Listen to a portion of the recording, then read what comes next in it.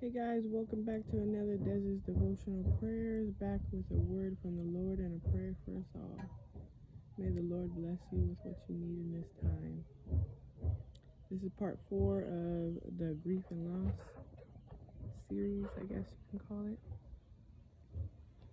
Now we're going into detail about what the different types of griefs that I'm going to speak about today. The first one is anticipatory grief. So this is when you grieve before somebody passes away. It's usually with a terminal illness or old age for somebody that's closer to the end of their life. Dementia, cancer, different things.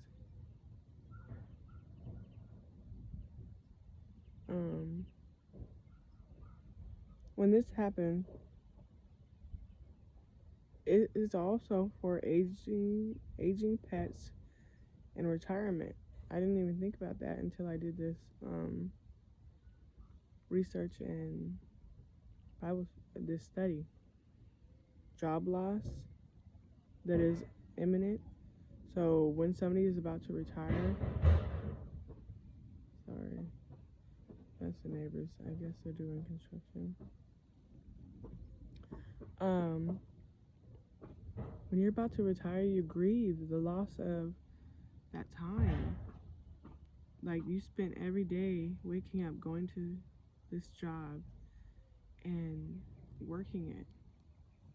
Maybe you fear that you won't have something to fulfill you anymore, or you're grieving the people that were at your job and stuff.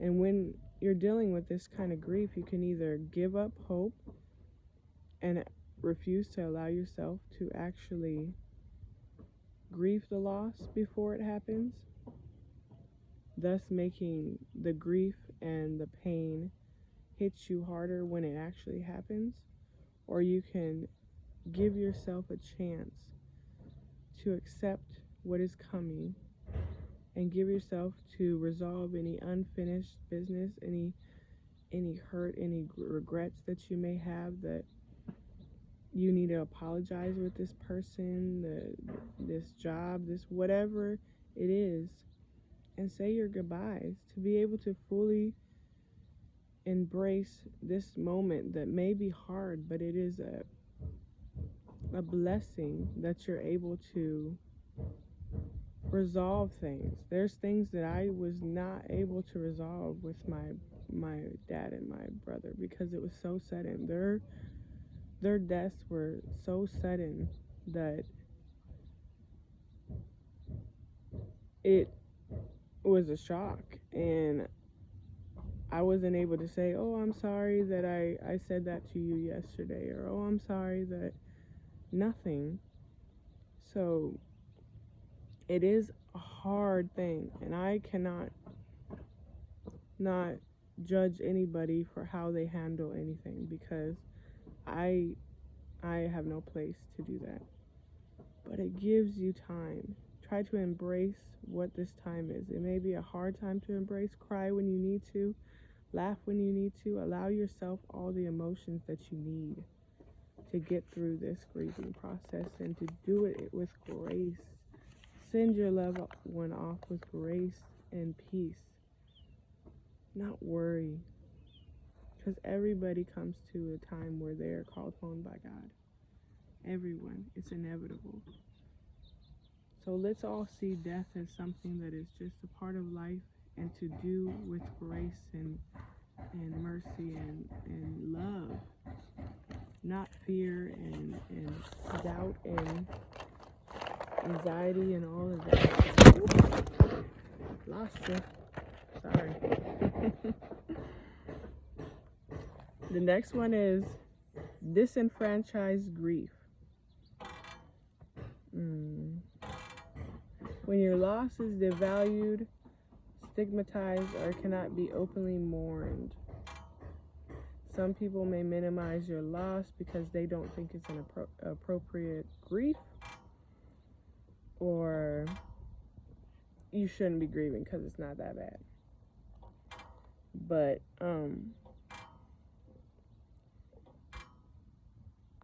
you may be stigmatized if you suffer a miscarriage or lost a loved one to suicide, because people don't bring awareness to that as much, on how hard that is to lose a child through miscarriage or to lose somebody through suicide, and how long it may take you to grieve. So you just don't worry about it. Don't worry about it, sweetheart. Don't worry about what anybody thinks.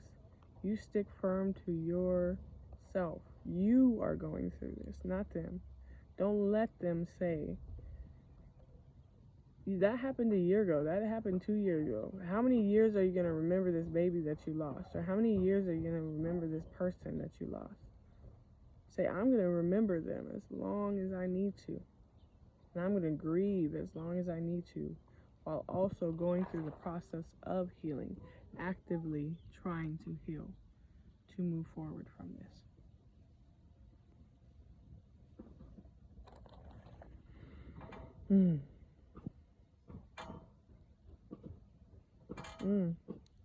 So it means described or regarded as worthy of disgrace or great disapproval, treating someone or something unfairly by disapproving of them.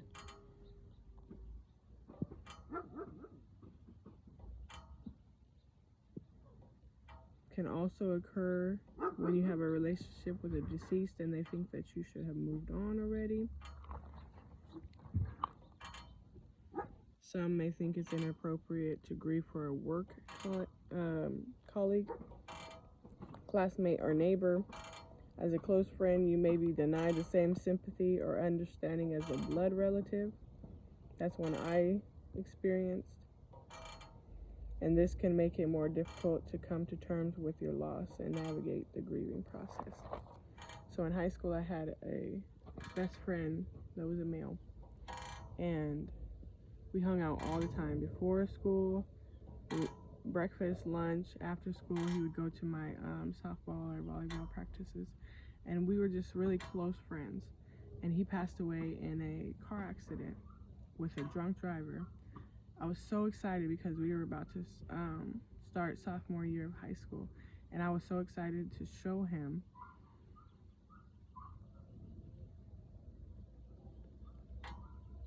that, because back then I still have this missing tooth. I be having issues with this tooth, but I got it fixed, and I got one of them flipper plates or whatever, and I was excited to show him. And it was like a week or 2 weeks before, and I saw on the news about him, and I was like, that's not him. And then I listened more, and I'm like, that is him. And I just broke down. And I had this girl on my volleyball team that knew him as well.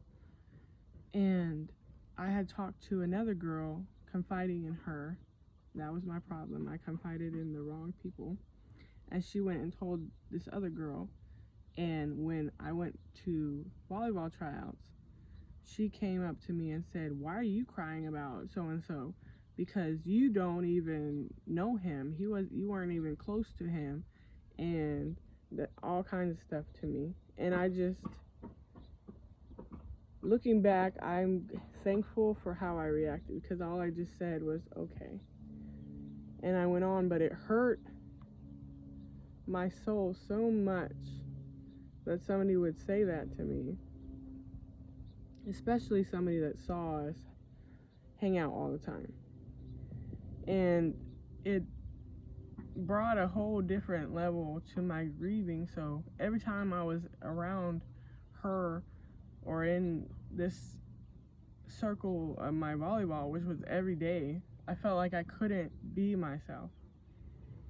So I had to learn the hard way, don't talk to certain people about your grievances, because they're going to tell other people, and other people are not going to always understand it. So it's very important to have friends around that care about you and that love you and allow you to process what's going on properly, because this is something that alters your life completely. Completely.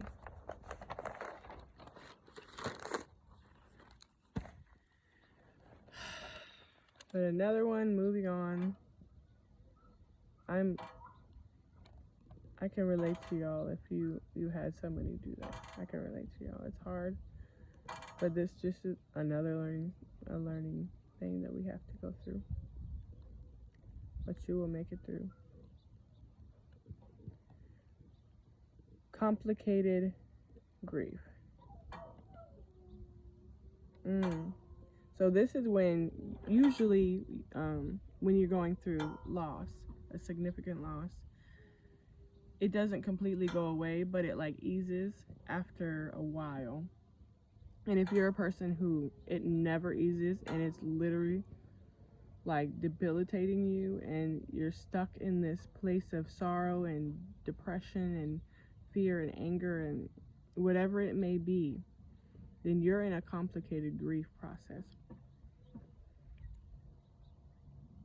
And it usually comes from the death of somebody that was close to you. And you're unable to accept that your loved one has been lost, and you're searching for them in different people, different places, different things that remind you of them. And you have an intense longing for them. And you feel like life isn't worth it anymore because they were such a big impact, a big part of your life that you can't even see yourself living life without them anymore. Like, what is life anymore? I can't do this. But that's not true. You can't resolve the pain from a loss without fully acknowledging it, without doing what you truly need. Look to yourself and say, when hard things come, what do I need? And don't be afraid to ask for people to help you. They will help you. And if they won't, find people that will help you.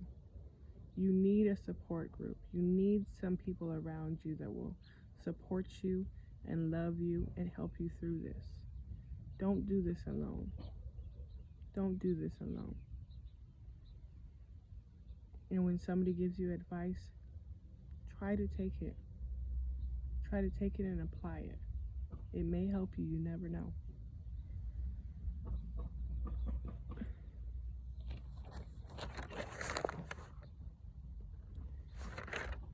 So I pray the Lord has blessed you with what you needed in this time together. I love you so much, but God loves you so much more.